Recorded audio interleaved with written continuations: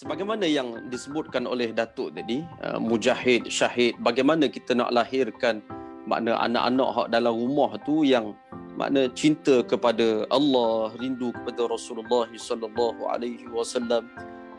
Saya nampak apabila saya duduk duduk belik beberapa kitab. Di antara kitab yang saya terkesan dan sangat saya nak berkongsi sangat dengan orang ramai. Ni saya ada kitab ni Datuk. Kecil ya kitab ni Datuk ni. Min Adabil Islam karangan Syekh Abdul Fattah Abu Ghuddah. Kecil saja kitab ni tapi dalam kitab ni dia mencerita adab sangat detail. Apabila kita nak melahirkan anak-anak yang sebagaimana yang kita sebut tadi, nak makna dalam rumah tersebut ada sesuatu yang dapat mendekatkan kita kepada Allah Subhanahu wa taala, tak ada benda lain dah melainkan kembali kepada adab. Kembali kepada akhlak.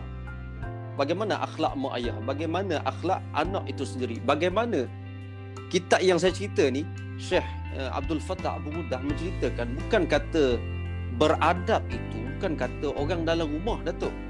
Dia kata disebut pada bab yang pertama tu, nak masuk rumah kena beradab dengan apa dulu? Beradab dengan pintu. Pintu pun ada adab dia. Macam cikgu sebutlah, bagi salam. Bagaimana cara ketukan? Kita sebagai ayah, kita sebagai mak, kalau balik daripada keluar pergi pasar ke, kalau ayah balik daripada masjid ke, daripada surau ke, bila sampai rumah tu ada adab dia. Kena bunyikan batuk sikit ke, kena bunyikan tapak kaki ke. Sebagai apa? Tanda beradab dengan orang yang berada dalam rumah. Makna sebelum nak masuk rumah tu kena beradab dengan pintu. Bukan orang dalam rumah lagi, kena dengan pintu dulu. Allah. Apa makna pintu pun kita beradab, apatah lagi dengan orang yang berada dalam rumah tersebut. Bila masuk dalam rumah, adalah beradab dengan anak-anak, beradab dengan bilik anak-anak dan sebagainya. Jadi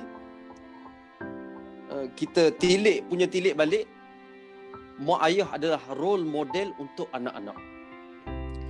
Jadi anak-anak ni akan terkesan dengan cara berpakaian, dengan cara sikap, adab dan sebagainya daripada mak ayah, kerana itulah yang dipandangnya setiap hari. Kalau bolehlah saya sebut, minta maaf lah kalau boleh saya sebut, kadang-kadang ada mak ayah ni, bukan mak lah, kadang saya nampak ada sebahagian ayah ni, bukan semualah, tapi minta maaf saya sebut, ada saya nampak ayah ni berseluar pendek dalam rumah. Ya, dengan anak ialah memang aurat kita ni mungkin tak apa, tapi bila kita balik kepada adab tak kena. Kemungkinan ada yang pakai makna seluar lebih pendek daripada seluar pendek tadi. Isteri mak kita pun macam tu juga, anak akan pandang.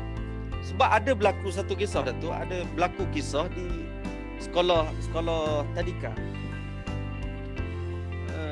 Dia buat apa? Dia yang kawan laki ni, yang budak ni, sekolah tadika ni, dia pergi jumpa kawan dia yang wanita, yang perempuan budak-budak lagi. Dia buat apa? Dia pegang punggung tu, minta maaf sebut. Dia pegang belakang tu.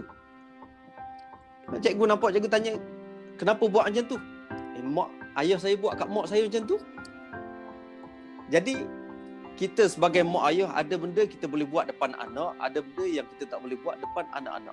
Ada adab yang perlu kita jaga, kerana anak-anak dia akan mencontohi ibu bapa, dan kita pun sebagai mak ayah nak anak kita ni macam mana. Kadang-kadang kita hantar anak kita ke sekolah agama tapi tudung tak pakai. Ada berlaku. Jadi bagaimana anak-anak tu nak mencontohi kita, sedangkan sebagaimana yang Ustaz Jihad tadi sebut, kita nak didik anak-anak ni macam mana, sedangkan kita sendiri pun kurang didikkan. Jadi dia balik kepada diri kita semula, balik kepada adab-adab yang perlu kita terapkan dalam rumah kita, supaya generasi yang kita nak lahirkan ini generasi yang penuh beradab, generasi yang cintakan kepada mujahid tadi, generasi yang cintakan, yang rindukan untuk syahid di jalan Allah Subhanahu wa taala. Tidak dapat tidak perlu kembali kepada adab yang kita sebutkan tadi. Wallahu a'lam.